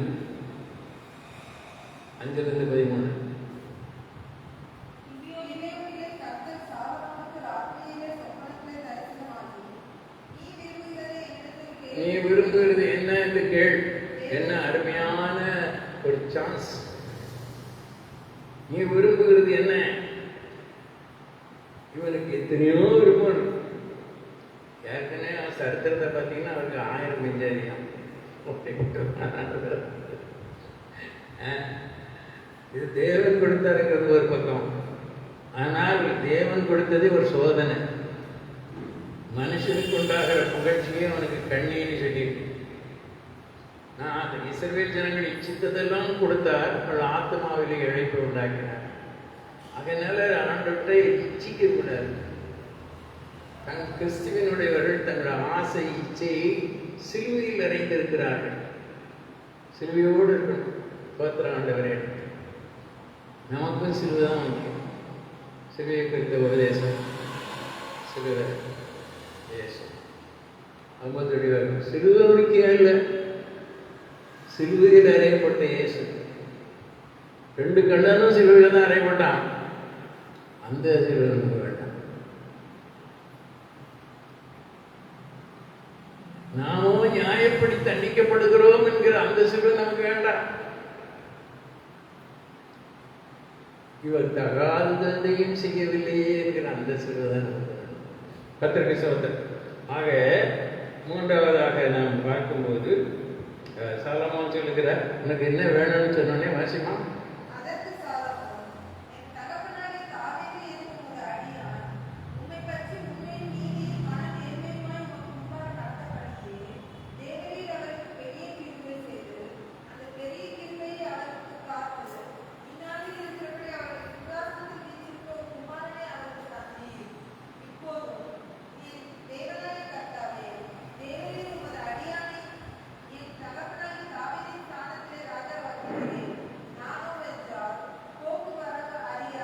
தன்னை காண்கிறான். நானோ வந்தா ரொம்ப அருமையா தாவீது சொல்லி கொடுப்பாரு, இப்படிலாம் நடந்துக்கலாம் சொல்லி கொடுப்பாரு. ஆனா ஆண்டவர் இப்போ பேசுறாரு, உனக்கு என்ன வேணும்னு இல்லை கேட்கிறாரு. தாவீது கேட்கல. தாவீதினுடைய சிங்காசனத்தை பிடிக்கணும்னு சொல்லி தாவீதினுடைய பிள்ளைகள் நிறைய வேலை பண்ணாங்க. ஆனா தாவீது எல்லாத்தையும் அவசரப்படலை, பொறுமையாகும். சில இடத்துல நியாயத்தை செய்ய வேண்டியது. அப்சலம் அழைத்து போனா, அம்னான் அழைத்து போனா, நிறைய காரியம் தாவீதுக்குள்ளதான். இவனுக்கான புத்தியா சொல்ற அதெல்லாம் நீங்க வேற வாசித்து பாருங்க. அவர் பத்தி சொன்னது வேற. இப்போ கர்த்தர் அவரிடத்திலே பேசுறார், உனக்கு தேவையானது என்ன? தேவனுடைய மனுஷன் உங்களுக்கு ஒரு காரியம் சொல்லலாம், நான் தேவன் உங்களோடு பேசுவார், தேவன் உங்களை விசாரிப்பார். நீ விரும்புகிறது என்ன அப்படின்னு சொல்லும்போது இவர் முதல்ல ஞானமா பேசுறாரு. பாருங்க வசி வார்த்தைய.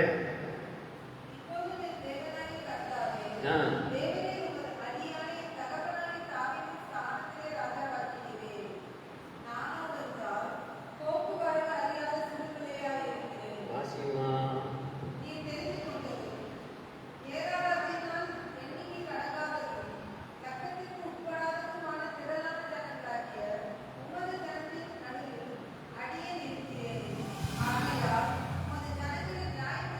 உம்முடைய ஜனங்களை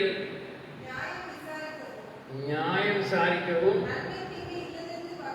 நன்மை தீமை இன்னதென்று வகையிருக்கவும் அடியேனுக்கு ஞானமுள்ள இருதயத்தை தாரும். அவர் ஞானமுள்ள இருதயத்தை சொல்லல, தேவன் தனக்கு கொடுத்திருக்கிற பொறுப்பு அவருடைய ஜனத்தை நியாயம் விசாரிக்கவும் நன்மை தீமை என்னது வரையறுத்து நடத்தணும். அதனால தான் ஒரு அம்மா கொண்டு வந்து திடீர்னு சொல்லி பூ எல்லாம் வச்சுட்டு இதில் ஒரிஜினல் எது டூப்ளிகேட் எது அப்படின்னு சொன்ன உடனே இவர் டக்குன்னு எப்பா இந்த தேன் கொண்டு திறந்து விடுப்பான்னு சொன்ன உடனே அந்த தேனி போய் ஒரிஜினல் கொடுக்காரு. இதுதான் ஒரிஜினல் அப்படின்னு சொன்னார்ல, அவ்வளோதான். அந்த அம்மா ஐயோ ரொம்ப ஞானமான நாடு. அது ஒரு பொம்பளை போய் நின்று பிள்ளைய வச்சுக்கிட்டு இது என் பிள்ளை உன் பிள்ளைன்னு 2 பேரும் சண்டை போடும்போது, ஏய் அந்த வாழை கொண்டா 2 வெட்டும் அப்படின்னு, ஐயோ என்ன பண்ண வட்டியை கொடுத்துருக்கு. அப்போ இவ தான் ஒரிஜினல் போ அப்படி கண்டுபிடிச்சார். கத்தருக்கு சோதனை. இன்னும் நிறைய டூப்ளிகேட் இருக்கு, கவனமாக போகணும் நீங்கள். கத்த நல்ல ஆக பார்க்கும்போது தன்னை தாழ்த்தி உம்முடைய ஜனத்தை நடத்தும்படியா எனக்கு நீர் கொடுத்த ஊழியம் சண்டஸ்கூல் ஊழியமா, பிபிஎஸ்ஸா, ஆலிவரமா, இல்லை வேதத்தை வாசிக்கக்கூடிய ஒரு ஊழியம் கூட உண்டு. இந்த காலத்தில் நம்ம சபையை மாதிரி டக்கு டக்குன்னு நிறைய வாசிப்பாங்க. இந்த காலத்தில் ஒரு இடத்துல ஒரு ஆள் மூலையில் வச்சிடறாங்க, வச்சு மைக்கு கொடுத்துட்றாங்க, நீ வாசி அப்படின்னு. நம்ம சபையில் அந்த நாட்களில் நம்ம மாம்பழ சபையில் டக்கு டக்குன்னு வாசிக்குவாங்க. அப்போ அவங்களுக்குள்ளே போட்டி, அப்படி போட்டி வாசிப்பாங்க. அதனாலே ஒருத்தர் வாசிக்காமலே விட்டுட்டாங்க. அதுக்கப்புறம் நான் இங்கே சொன்னேன், உங்ககிட்டையும் சொன்னேன், இப்போ அட்ஜஸ்ட் பண்ணிக்கோ, ஒத்துக்கோ. கர்த்தர் சோதனை நடைமுறையில் நடந்த சம்பவம் தெரிஞ்சவங்களுக்கு தெரியாதவங்களுக்கு பரவாயில்ல, எல்லாம் இருக்குங்கிறது தெரிஞ்சுக்கணுங்க, கதை இல்லை இது. ஆக நியாயத்தையும் நீதியை அறிந்து காரியங்களை செய்வதை குறித்து தாழ்ந்த சிந்தையுள்ளவனாக கருத்தாய் கேட்கிறான். ஆழ்ந்த சிந்தை இருக்கும்போது சரியாக நம்ம ஜெபம் பண்ணுவோம். மூன்றாவதாக அகந்தை வந்தால் எச்சை வரும். உசியா 2 நாளாகவும் 26 அதிகாரம் 16-21.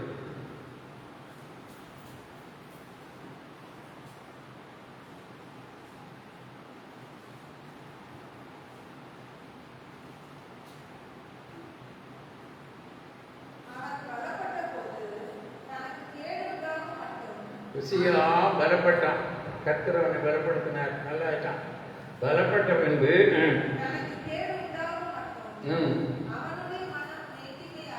அவனுடைய மனம் மேட்டிமையாகி கேடு உண்டாது. கேடு வரும் பின்னே மதிக்கட்டு வரும் முன்னே. கேடு இருக்கா, இது பாவம், தீட்டுப்படுத்தும். மார்க் 7:28 பார்த்தீங்கன்னா பாவங்கள் வரிசையாக இருக்கும். அதில் கடைசியில் சொல்லியிருக்கும் மதிகேடு புறப்பட்டு வரும். மதிகேடான ஆத்துமாக்களுக்கு ஊழியம் செய்யணும்னா அது வேற, ரொம்ப பாடு. நெய்யோட நோயாய் போட்டு குத்துனாலும் ஒன்றும் வர சில விட்டு வாதகத்தோடு ஞானமாக கத்தருக்கு பயப்பட பயத்தோட தாழ்ந்த சிந்தையுள்ளவங்களா அம்மா ஐயா இப்படியும் செய்யணும். கத்தர் நல்லவர், கத்தருக்கு சோதனை. ஆக நான் பார்க்கும்போது அவன் மனம் மேட்டிமையாகி அவனுக்கு என்ன செய்யறான்னா செய்ய வேண்டாத செய்யலாம். அதை நீங்கள் திறந்து போய் பார்க்கணும். இன்னும் ஒரே ஒரு சம்பவத்தை சொல்லி முடிக்கலாம் என்று நினைக்கிறேன். தானியேலின் புஸ்தகம் 2ஆம் அதிகாரம் 30-31.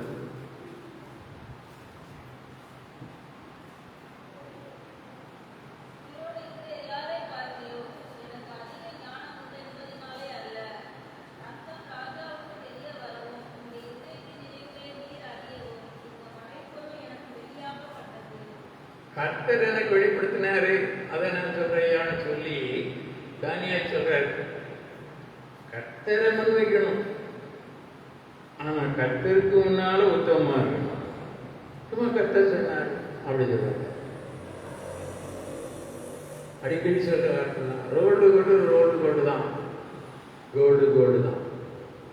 இந்த காலத்துல இமிட்டேஷன் இதே ஒரு வியாபாரம். சில இடத்துல சில விசுவாசிகள் ஒரு பையா ஓடி செய்தார் அம்மா பகுதிகள். அவர் நல்ல ஊழியம் செய்து ஆத்துமாக்கள் எல்லாம் கொண்டு வந்தார். நல்ல விசுவாசிகள் விலையேற பெற்ற பொண்ணு மாதிரி இருந்தாங்க.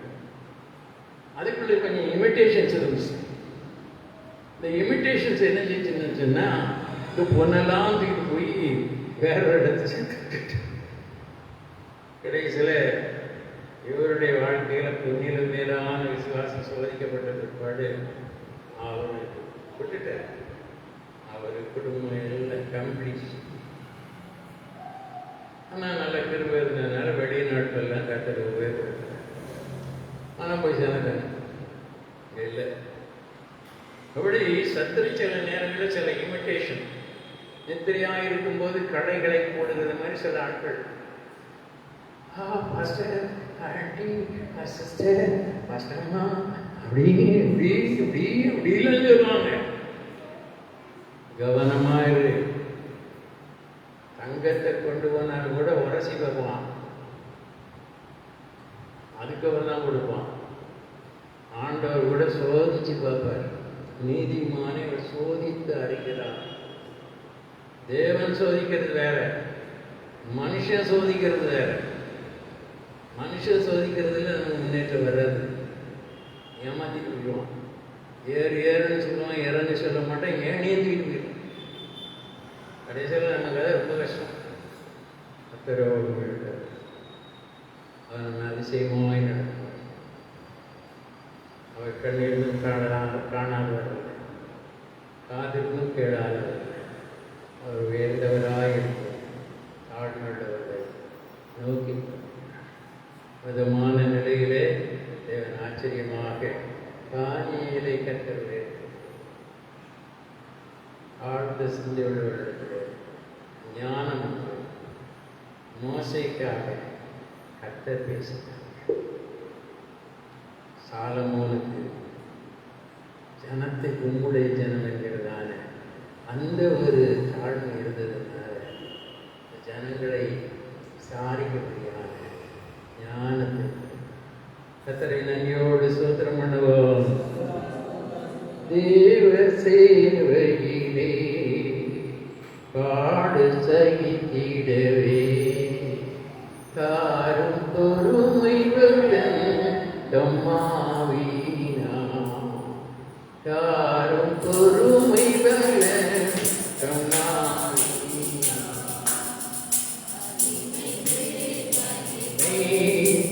அடைந்திடுவே மறுபடியும் மனமறிந்தே மகிழ்ந்திடவே தரிசிக்கவே வரணுகவே மகிழ்ந்திடவே வரணுகவே.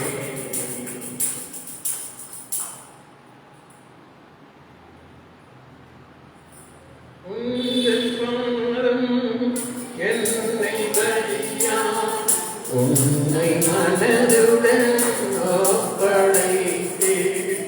உந்தன் பாதம் என்னை வழியா உன்னை மனதுடன் ஒப்படைத்தே. ஏற்றுக்கொண்டருளும் தேவவரவிடன் தேற்றி உயிர்ப்பித்திடும் தம்மாவீனா, தேற்றி உயிர்ப்பித்திடும் தம்மாவீனா. மகிமை மகிமை அடைந்திடுவே மறுரூபமாவே மனமதிவே மகிழ்ந்திடவே தரிசிக்கவே பரனுகமே மகிழ்ந்திடவே தரிசிக்கவே பரனுகமே. ஆவியாத்மா தேகம் முழுதும் அன்பரேசுவின் சொந்தமாமே. ஆவியாத்மா தேகம் முழுதும் அன்பரேசுவின் சொந்தமாமே. அருளும் ஆயத்த கொடுக்கும்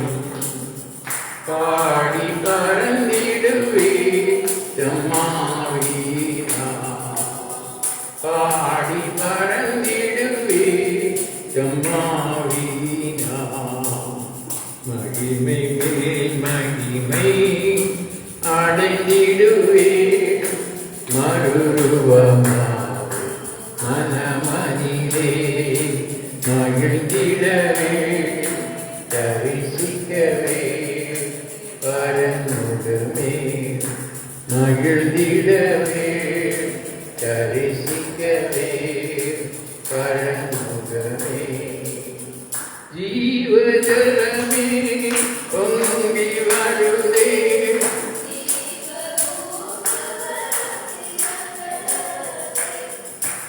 ஜீவஜலமே பொங்கி வருதே சபதனமிதரகதனம்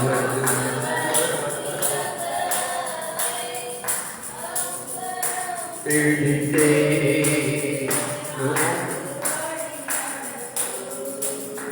தாகம் தீட்டிடுவே தம்மாவினா தாகம் தீட்டிடுவே தம்மாவினா மகிமை மேல் மகிமை அடைந்திடுவே மறுரூபமாம் மனமதிலே மகிழ்ந்திடவே தரிசிக்கவே பரனுடமே மகிழ்ந்திடவே தரிசிக்கவே பரனுடமே ஜீவஜலமே பொங்கி வருதே ஜீவனூற்றுகள் திறந்தனவே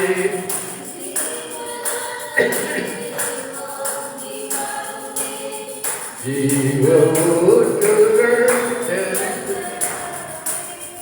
தம் கரம் பிடித்தே நன்கு வழி நடத்தும் தாகம் தீட்டிடுவே தம்மாவினா தாகம் தீட்டிடுவே தம்மாவினா மகிமை மேல் மகிமை அடைந்திடுவே மறுரூபமாம் மனமதிலே மகிழ்ந்திடவே தரிசிக்கவே பரனுடமே மகிழ்ந்திடவே தரிசிக்கவே பரனுடமே.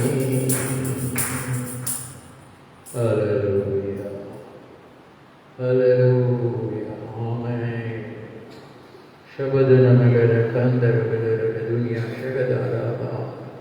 Oh, Ragadani Milaka Dunya Shagadanya Tarabara. என்னை விசுவாசிக்கனுடைய இருதயத்தில் ஜீவ தண்ணீர் உள்ள நதிகள் புறப்படும். ஆமென். ஹல்லேலூயா. என்னை விசுவாசிக்கிறவர்களுடைய இருதயத்திலிருந்து ஜீவ தண்ணீர் உள்ள நதிகள் புறப்படும். ஆமென்.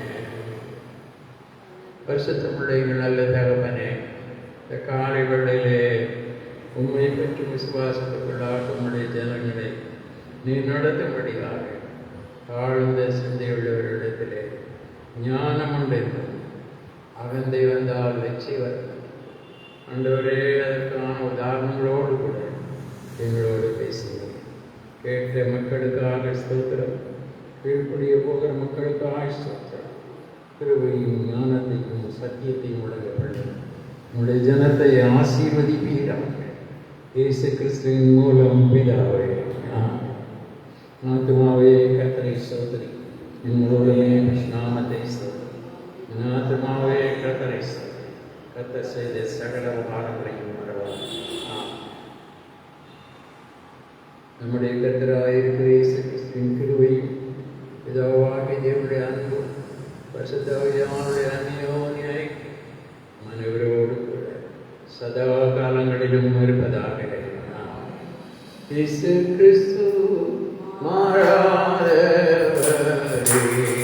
மாறாதவரே, மாறாதவரே. ஆமென். இயேசு கிறிஸ்து மாறாதவரே, நித்திய நித்தியமாய். Hallelujah, hallelujah.